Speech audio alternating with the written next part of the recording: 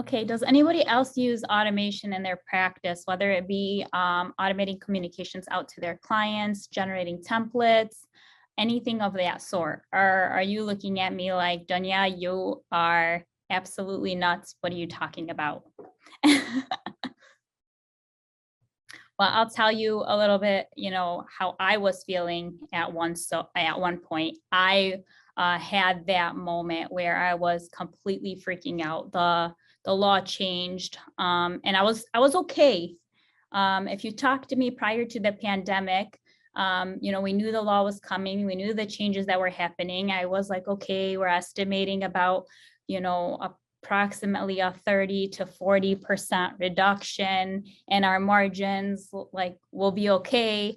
And then shortly thereafter, the pandemic hits and nobody is on the roads driving. There are, if nobody's on the roads, there's no accidents. If there's no accidents, there's no injured clients. If there's no injured clients, there's no PIP cases, there's no BI cases, the clinics were closed, so there's no new provider bills that are coming in. So basically what was happening is I'm already anticipating a 30% reduction. And now the pandemic hits and I'm like, okay, this will last a week or 2 weeks and everything will be fine. And then we all realized that this was going to last a lot longer than we all thought. And as new cases are not coming through the door, and our old cases are kind of at a standstill for a little while, I really didn't know what to do, right? I had kind of that mind shift where I'm like, okay, we can freak out or we can find a solution to this problem. The problem is I didn't really know what the solution was and I didn't know where to look for the solution. I started reviewing, what other law firms have done in the past, I review law firms in and out, from compensation structures to generation of business, to how law firms in the past have done things, because maybe I'm missing something. And what I quickly realized is lawyers don't really change much at all. Law firms that I'm studying from 100 years ago is still kind of the same way. Yes, we now have electronic filings, but other than that, the way we do things is just the same always. And that was a struggle for me because we couldn't just keep doing things the same way, or else for me, I thought that was completely detrimental to the business. So I started researching other types of companies. So I must have read the silver lining, I would say, with the pandemic is it did give us back our time. So, we saw the, people on social media, they were learning how to bake, they were learning how to, arts and crafts, they were doing things that they always wanted to do, but never got the time to do it. They got to spend a ton more time with their families. And that was the greatest, I think, blessing for me, is I got to spend a lot more time with my kids than I ever had in the past. But just with my personality, I needed to find the solution. And this was the time to do so because we had time. The courts were closed. Nobody really was going to court at that time. So I think I must have read about 70 books, Audible, all day, all night. I went to every virtual summit I could find. And then when in-person summits opened up, I went to those as well. And I didn't only go to legal-based summits. I went to entrepreneurship summits. I was reading books on business growth. And the common denominator that I found was that, most of the businesses that have thrived significantly have used this term automation in their business practice. So I said, I wonder if this is something that we could use. So going back to our previous presentation, right? There are 3 ways to grow your business. You increase the transaction size, you increase the number of customers, or you increase your profit margins. And then there are 3 ways to handle a task to increase that profit margin. You either delegate it, you automate it, or you eliminate it. So we talked about the use of virtual assistants and delegating a lot of those tasks. What we're going to focus on right now is the automation piece. And if you can utilize the automation piece in your practice, basically the scalability of your business model is beyond anything that you can imagine. So what will you achieve, right? What will you achieve by automating your practice? I didn't make this up. This isn't innovative at all. It might be innovative to our space because not too many people in our space are using it, but the concepts are not innovative at all, right? So when you automate your business, your practice, whether it be, your law firm, your medical practice, you're going to reduce your operation costs. You're going to increase productivity. You're going to ensure high availability. You're going to increase the reliability, and you're going to optimize performance. It's just a nature of what automation does if you do it right.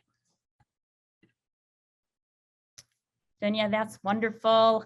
I love this idea. How and where do I start?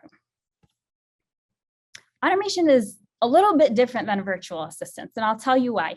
Because VAs, you can source them and then you can just delegate the task.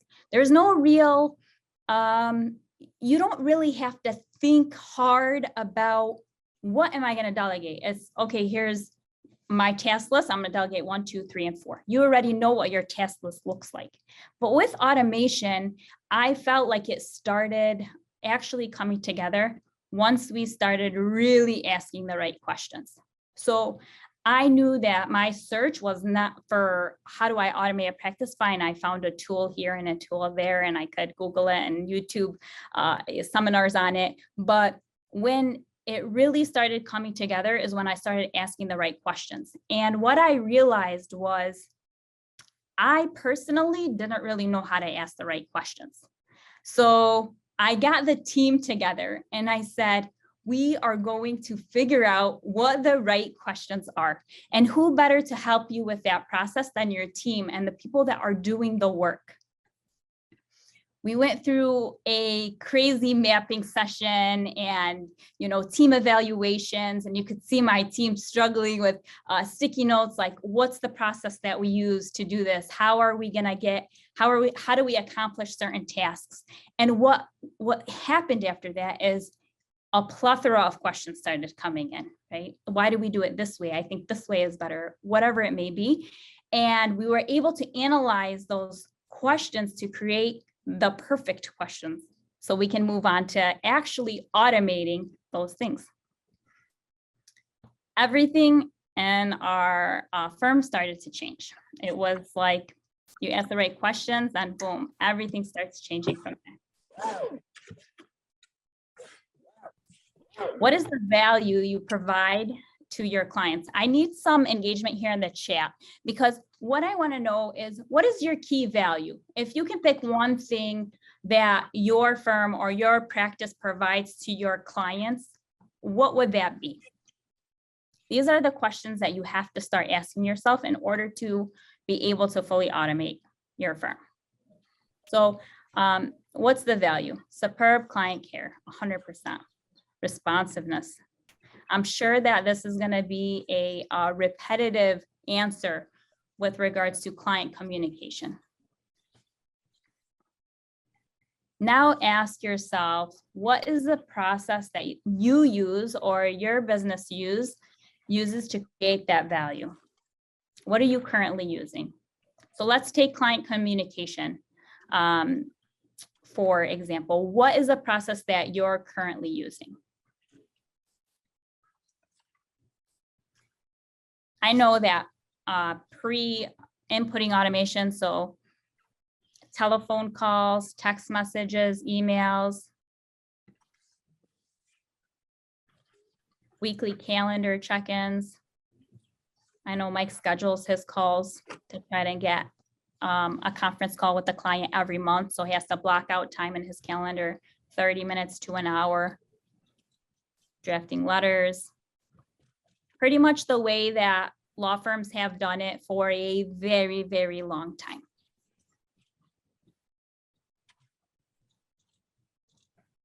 Now ask yourself, what are the ways to expand that value that you provide to your client, increasing your results, right? So a big part with client communication is making sure that they are aware of every step of litigation. Sometimes and often you're going to want to get on the phone with them so they hear your voice, so you have that interpersonal relationship with them. That obviously is a piece that can't be automated. But imagine that they are getting notices that are automated to them every step of litigation. And when I talk about automation, I'm not talking about what Dave is talking about, basically going into a client file and automating the template and getting it sent out. I'm talking about inputting a date in a system and boom, they receive their letter, right? Without there having to be any legwork whatsoever from your staff. So the biggest problem I was having was I could not sleep at night.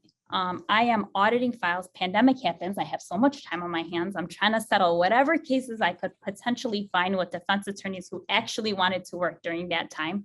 And I'm auditing files and I'm saying, there needs to be more communication on these files. The clients need to know every single step that is happening on their case. We also have the provider practice that was crazy high volume. And to be able to manually, do the items that we had to do on those files was taking up so much time from my staff that it completely depleted the infrastructure. After you ask all of those questions, then you want to see, do you have the right team in place, right? Because your people are the most important thing. Once we were able to check that box and say, we have the right people in place, the question became, what data really matters, right? What data do we want to track for automation? What data really matters for me to know that we maximize the value of this place and the client got the most superb, service that they could have possibly gotten from our firm. I know a lot of you are probably thinking right now, okay, Dewnya, it just seems very complicated. I don't know which questions to ask. I don't know what that's going to lead to. It seems like you've been putting in the time for the last 2 years. Get off my tail. I don't have 2 years of my life to do what you just did. Well, the great thing is that you have me. So go ahead.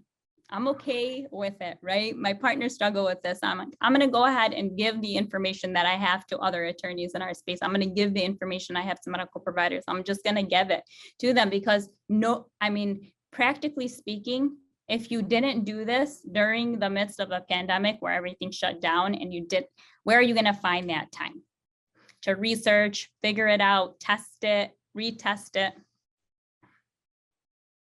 And I said, if we can provide this value, then we're going to change so many lives. We're going to truly help all injured people, whether we represent them or not. And isn't that the ultimate goal? This is just a quick slide that outlines some, not all, of the things that you can automate. And I could probably created 27 slides of things that you could automate in your practice that you probably never thought about. Client communication, I think, is the biggest thing. If they're constantly apprised of everything that's happening, it's going to reduce the amount of calls into your staff. It's going to reduce the amount of time you need to be on the phone with them to provide that empathetic value that you want to provide to them. Workflow between team members. This was huge for us. It was extremely difficult for us to, with the use of virtual assistants and the use of, our staff. Basically, what was happening is the accountability factor was very difficult for me to understand who was accountable for which piece of this, task, like the automation that we were able to input literally created a visible framework for me to look at in about 5 minutes and to be able to see who's managing what tasks were completed, how many tasks were completed, and whatnot. So if you found a, disconnect, for example, we were supposed to gather 27 medical records today and we only gathered 2. If you're visibly able to see that on one dashboard, it makes your ability to lead so much more helpful because you're able to identify the pain points right away, stop them, and adjust them. Huge thing, medical bills and records. I think we can all agree, whether you're on the provider side or PIP side or VI side, gathering those medical records and bills is probably the thing that we have to follow up on the most. And just to go back to this, we could always purchase medical records through like LCS or whatnot, but like how much cost are we willing to put on ourselves and our practice? Because those records cost a lot of money if you're trying to hire a third party to do it. So with this concept, you're saving that money in-house, but on top of that, you're gonna eliminate having to continuously add staff to keep up with it. Sounds perfect, huh? Unpaid collectibles, this was a big one. This was a big one at the beginning of the pandemic. When we looked at our numbers, we saw that we had tons of checks outstanding. I don't know if you guys have this. So in our cases, it's like a reoccurring pipeline, right? So checks come in every month, but you still might have cases that haven't paid out, even though the release was sent 6 months ago and you still haven't got paid on it. Those numbers were astonishing to me once I did a deep dive into them, how much like money just hasn't come in just because the checks haven't come in. So being able to automate the follow-up for the checks was probably one of the biggest lifesavers that we had during the beginning of the pandemic, as every one of us pretty much shut down. So we were able to follow up on all those outstanding checks to keep a nice cash flow during a time where you probably wouldn't have got checks otherwise. This is, so Dave asks, what does the automation of gathering checks consist of? So it really consists of the proper information being put into the system and then the automated tools that say, I want to follow up on this check, after 30 days. And then once 30 days pass, we're going to do 45 days. We're going to do on the 50th day. Then after the 50th day, I pretty much send an automated email to the insurance, defense attorney pretty much every day after 50 days of the case being outstanding. So eventually they're going to get so annoyed from you that they're just going to send the check. I'm going to do an exercise with you. So one of the things, especially if you have a high volume provider practice, this is just going to be gold for you. Sending demands. Basically, in order to send a demand on a provider case, all you really need is the outstanding balance of the bill, right? The outstanding balance in your records. And pretty much those go out and you say, I want whatever, I want 100%, I want 90%, whatever your methodology is on that. And then the defense attorneys that actually have authority on the file, or the adjusters, you can also do this pre-lit, who actually have authority on the files, are gonna send you a message back. I'd love to resolve with you. Here's the authority I have. And then boom, negotiation starts, right? But us getting to sending out those demands sometimes, was looking very like, okay, we have a court date coming up next week, let's send out the demands, instead of let's be super proactive and send these demands out every month. I'd love to do an exercise with you just so I can show you how easy this actually is. So I want you all to go to your web browser right now and type in this bit.ly link and fill out this questionnaire. For the adjuster email, I want you to just put your email address, please. So it could be all fake information, that's fine. And then just put your email address in here. Please let me know when you're done.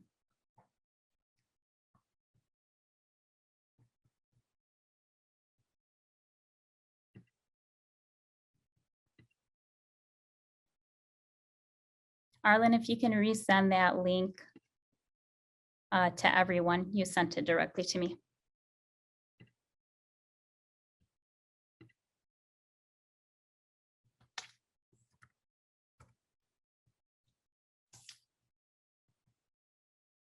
Thank you. Go ahead, take a minute.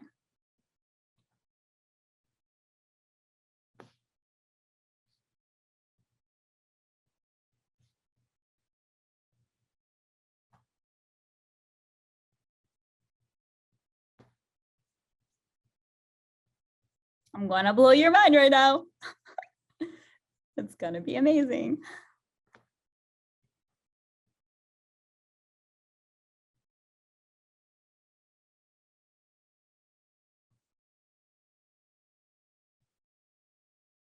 Awesome, Allison. Pull up your inbox now.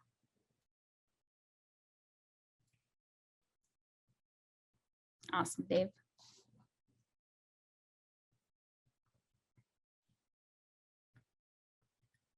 Coral, Martin, Danny. You guys done? Allison and Dave, can you tell me what you see in your inbox? Jamil?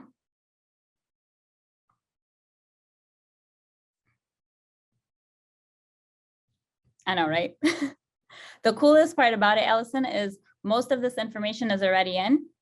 So the way I have it done is basically anytime we receive an updated bill from the provider, we go ahead and put the amount of the updated bill in here, and it instantaneously sends the demand. Yep, Dave, it's a full demand, and you can customize that demand however you want it to look as well, which is amazing.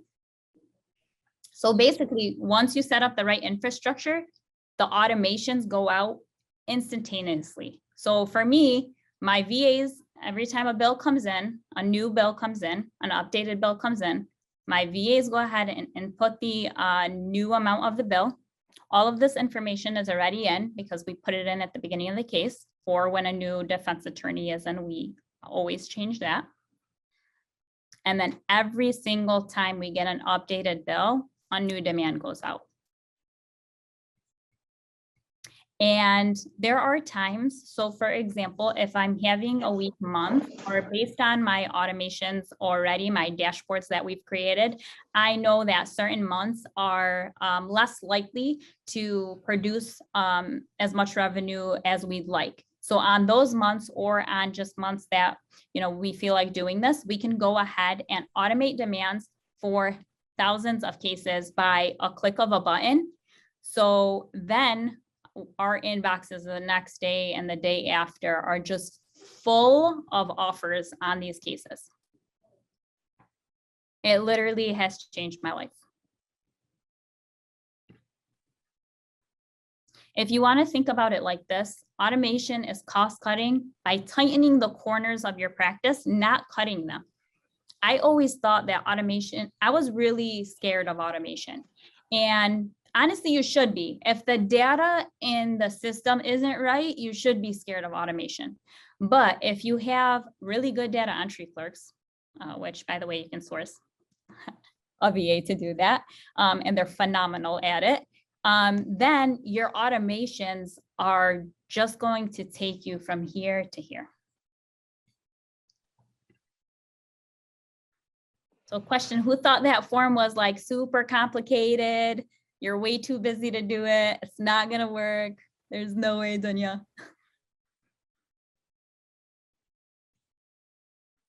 It's really simple. And mind you, and if you talk to my team, they will tell you, I am not super tech savvy. I mean, it took me a minute to figure out how to share my screen and have this setup the way I have it right now. So I am not super tech savvy. I am much more tech savvy now than I was when I started this endeavor. I am happy to go through, kind of the automations that we've built out here. I think they're a life changer, to be honest, and a game changer to our practice. And I know they could be for yours as well. So that's the end of my presentation. We'll take questions after Dave's presentation on this issue and any other issues that you have. So again, feel free to always reach out.